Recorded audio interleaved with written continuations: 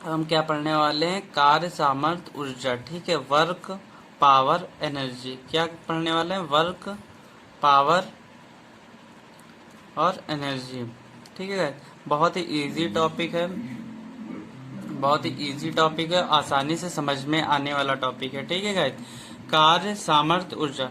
ठीक, कार्य क्या होता है, कार्य होता है कार्य की माप लगाए गए बल और बल की दिशा में हुए विस्थापन के बराबर होता है। ठीक है, या हम कह सकते हैं W = FD। ठीक है, या हम ये कह सकते हैं किसी वस्तु के द्वारा किया गया कार्य उस पर लगाए गए बल एवं विस्थापन के अनुक्रमानुपाती होता है। बल के अनुक्रमानुपाती होता है और विस्थापन के भी अनुक्रमानुपाती होता है। क्या होता है, विस्थापन के भी अनुक्रमानुपाती होता है। ठीक है, तो अगर हम इसको दोनों को साथ में लिखते हैं तो दोनों के अनुक्रमानुपाती होता है। ठीक है, तो बराबर करने के लिए हमको यहाँ पे कोई कांस्टेंट चाहिए। कौन सा कांस्टेंट चाहिए, ठीक है, W = FD cos थीटा। ठीक है, W = FD cos theta. cos theta एक त्रिकोणमितीय अनुपात होता है। ठीक है, cos थीटा और थीटा क्या होता है, बल एवं विस्थापन के बीच में का कोण होता है। ठीक है, ठीक है गाइस, और W का मात्रक क्या होता है, W क्या होता है, कार्य होता है। कार्य का मात्रक क्या होता है, जूल होता है। क्या होता है, जूल होता है। या हम इसको ये कह सकते हैं F क्या होता है, W = FD होता है ना, W = FD होता है, तो F का मात्रक क्या होता है, न्यूटन होता है। और D क्या है, विस्थापन। विस्थापन कहाँ में होता है, मीटर में होता है। ठीक है, तो न्यूटन मीटर ये भी कह सकते हैं। ठीक है, और कार्य का एक और मात्रक होता है, ये कौन सा होता है, अर्घ होता है। कौन सा होता है, अर्घ होता है कार्य का। तो एक जूल में कितने अर्घ होते हैं, एक जूल में होती है 10⁻7 अर्घ होते हैं। कितने अर्घ होते हैं, 10⁻7 अर्घ होते हैं। क्वेश्चन सीधे सीधे ऑब्जेक्टिव क्वेश्चन पेपर में पूछा जाता है कि एक जूल कितने अर्घ के बराबर होता है, एक जूल 10⁻7 अर्घ के बराबर होता है। ठीक है गाइस, एक जूल 10⁻7 अर्घ के बराबर होता है। ठीक, अब देखिए कुछ वैल्यूज देखिए कि अगर यदि बल लगाए गए बल की दिशा में हुआ विस्थापन दोनों विपरीत में हो। ठीक है, दोनों विपरीत में हो तो क्या होगा, ठीक, तो थीटा = 180 हो जाएगा जब विपरीत दिशा में होंगे। यदि बल या विस्थापन विपरीत दिशा में हो, बल लगाया जा रहा है किसी और दिशा में और विस्थापन हो रहा है उसके विपरीत दिशा में, तो थीटा कितना हो जाएगा, 180 डिग्री हो जाएगा ना। तो 180 डिग्री कितना होता है, cos 180। cos 180 कितना होता है, cos 180 होता है -1। ठीक है, कितना होता है गाइस, -1। तो यहाँ पे माइनस की एक वैल्यू cos थीटा की जगह पे अगर रख देंगे इस फार्मूले में, W = FD cos theta. cos theta की वैल्यू -1 रख देंगे तो W = FD, ठीक है, -1 आ जाएगा। और W बराबर क्या हो जाएगा, -FD। ठीक है, क्या हो जाएगा, -FD हो जाएगा। ठीक है गाइस, अब देखते हैं नेक्स्ट, देखते हैं क्या है कि यदि बल व विस्थापन के बीच में 90 अंश का कोण होता है। ठीक है, यदि बल व विस्थापन के बीच में 90 अंश का कोण होता है तो क्या होता है, 90 डिग्री रख लेंगे थीटा। cos थीटा बराबर 90 डिग्री, cos थीटा में थीटा बराबर 90 डिग्री रख लेंगे। ठीक है, थीटा की वैल्यू 90 रखेंगे तो cos 90 क्या हो जाएगा, 0 होता है। cos 90 का मान क्या होता है, 0 होता है। तो W = F × 0, 0 की कभी किसी से गुणा होती है तो वैल्यू क्या आती है, 0। तो लगा किया गया कार्य क्या होता है, शून्य होता है।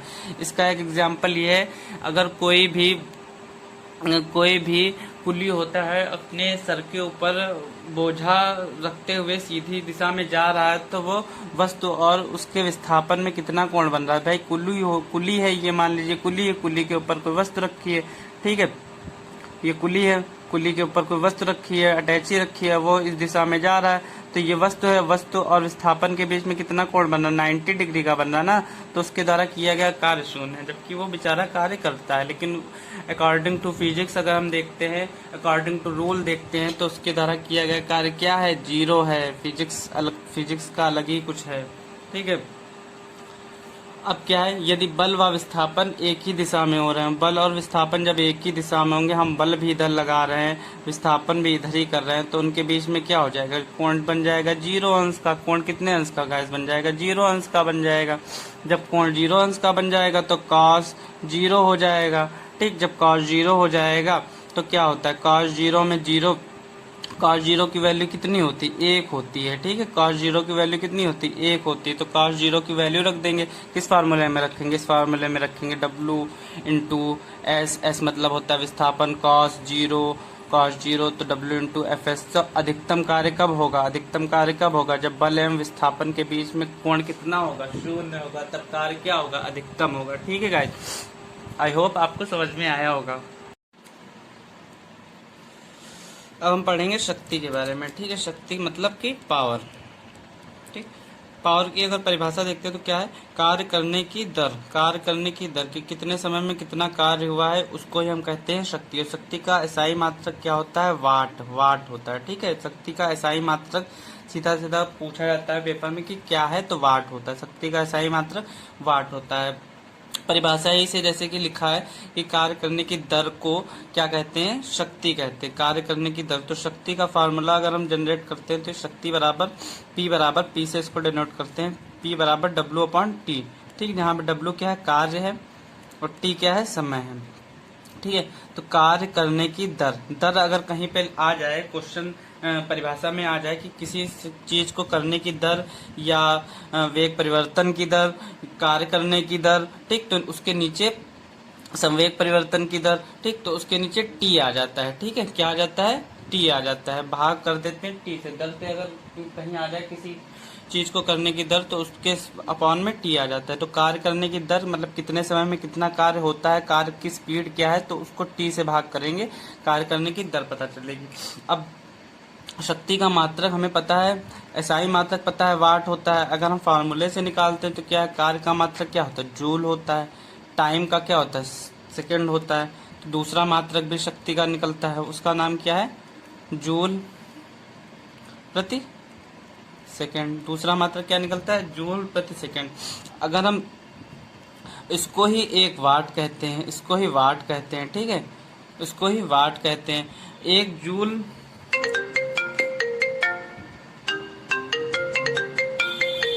अब देखते हैं 1 किलोवाट में क्या होता है, 1000 वाट होते हैं। ठीक है, 1 किलोवाट में कितने वाट होते हैं, 1000 वाट। किलो की जगह पे 1000 लगा देंगे तो 1000 वाट हो जाएगा। ठीक है, 1 वाट घंटे में, 1 गुणे वाट गुणे घंटा। अब हम इसको बदलेंगे, जूल में बदलेंगे। ठीक है,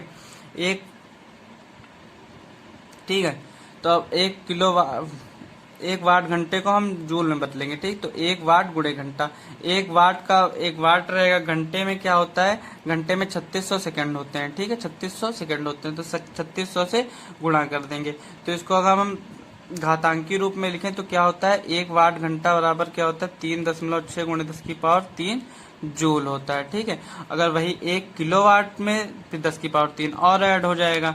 1 किलोवाट घंटे में क्या होता है, 3.6 गुणे 10⁻6 जूल होता है। ठीक है, और 1 किलोवाट घंटे को ही हम क्या कहते हैं, 1 यूनिट कही जाती है। 1 किलोवाट घंटे को ही हम क्या कहते हैं, 1 यूनिट कहते हैं। ठीक है, अब एक क्वेश्चन यहाँ से और पूछ लिया जाता है कि 1 हॉर्स पावर में कितने वाट होते हैं। तो 1 हॉर्स पावर में कितने वाट होते हैं, 746 वाट होते हैं। ठीक है, 1 हॉर्स पावर में कितने वाट होते हैं, 746 वाट होते हैं।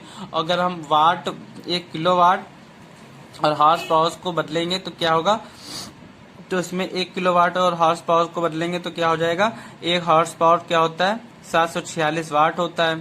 ठीक, अगर हम इसे हॉर्स पावर और वाट को हम किलोवाट में बदलेंगे, किलोवाट में बदलने के लिए क्या करना पड़ेगा, एक साथ दोनों को 1000 से गुणा करेंगे। ठीक है, तो 1000 हॉर्स पावर 746 और यहाँ पे 1000 से गुणा कर देंगे तो क्या हो जाएगा, किलोवाट हो जाएगा, किलोवाट हो जाएगा। ठीक है गाइस, अब 1 किलोवाट इसको इसके नीचे यानी कि भाग करेंगे तो 1 किलोवाट क्या हो जाएगा, 1 किलोवाट हो जाएगा 1000/746 हॉर्स पावर। ठीक है, एचपी। तो 1 किलोवाट इज इक्वल टू क्या, 1.34 हॉर्स पावर। इसको डिवाइड करेंगे तो इतना आएगा। ठीक है, तो 1 किलोवाट क्या, यहाँ पे देख लेते हैं, 1 किलोवाट क्या होता है, 1.34 हॉर्स पावर होता है। ठीक है,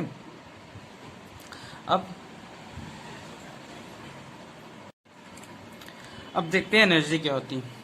किसी वस्तु की कार्य करने की क्षमता, ठीक, कार्य करने की दर होती है शक्ति P। ठीक, अब हम देखेंगे कि किसी वस्तु के कार्य करने की क्षमता क्या होती है, ऊर्जा होती है। किसी वस्तु के कार्य करने की क्षमता ही ऊर्जा कहलाती है। इसका मात्रक क्या होता है? जूल होता है। इसका मात्रक क्या कहलाता है? जूल होता है।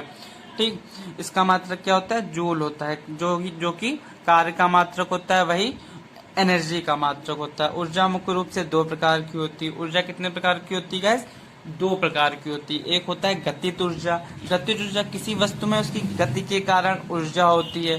ठीक है, किसी वस्तु में गति के कारण ऊर्जा होती है, उसे क्या कहते हैं? गतिज ऊर्जा होती है। जैसे पृथ्वी की एक गति होती है ना, पृथ्वी गति करती है, या कोई वस्तु गति कर रही होती है तो उसकी गति के कारण जो उसके अंदर ऊर्जा होती है वो क्या कहलाती है?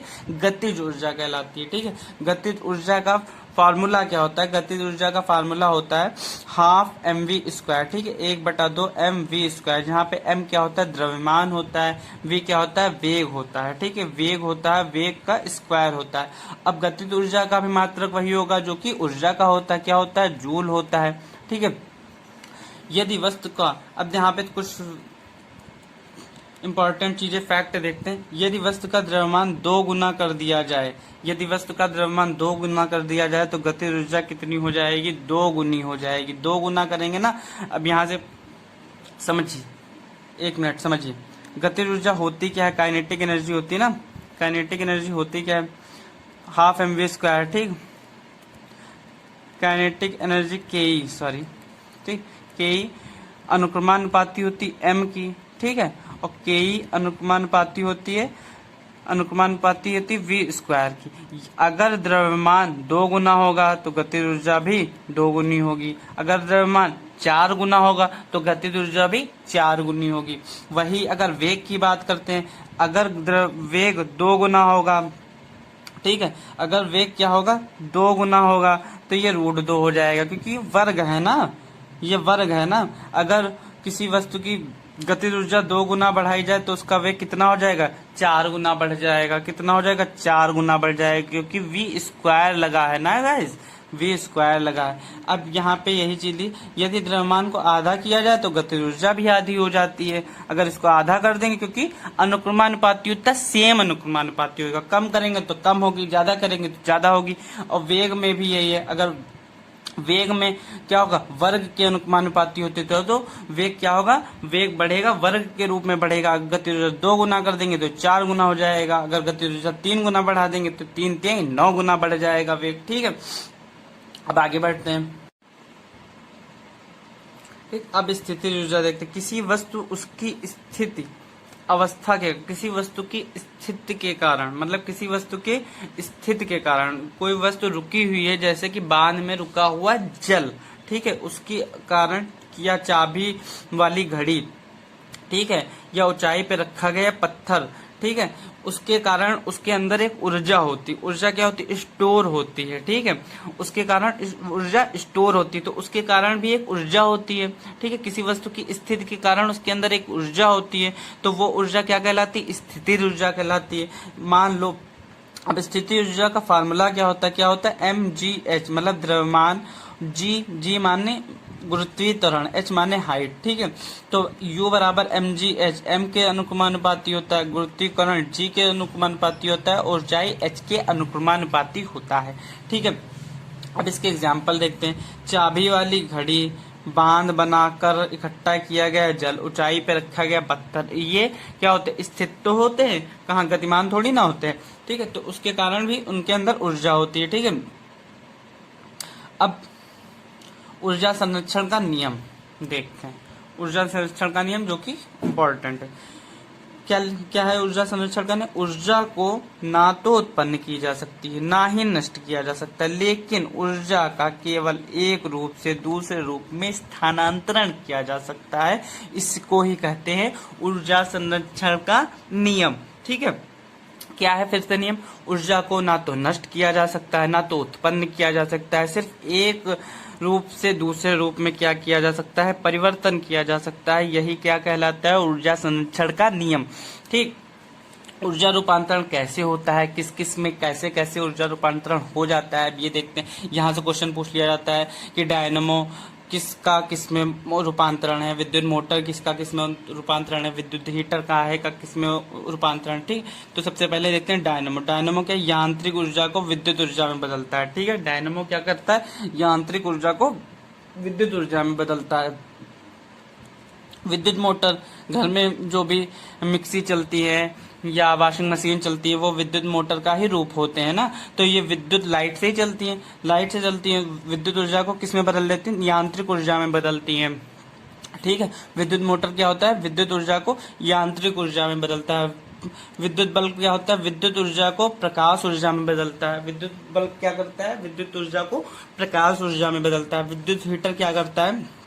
विद्युत हीटर विद्युत ऊर्जा को उष्मीय ऊर्जा में बदलता है। ठीक है, विद्युत हीटर क्या करता है? विद्युत ऊर्जा को उष्मीय ऊर्जा में बदलता है। विद्युत सेल क्या करता है? रासायनिक ऊर्जा को विद्युत ऊर्जा में बदलता है। रासायनिक ऊर्जा को विद्युत ऊर्जा में बदलता है। लाउड स्पीकर का क्या कार्य है? विद्युत ऊर्जा को ध्वनि ऊर्जा में बदलता है। विद्युत ऊर्जा को क्या करता है? ध्वनि ऊर्जा में बदलता है। मोमबत्ती क्या करता है?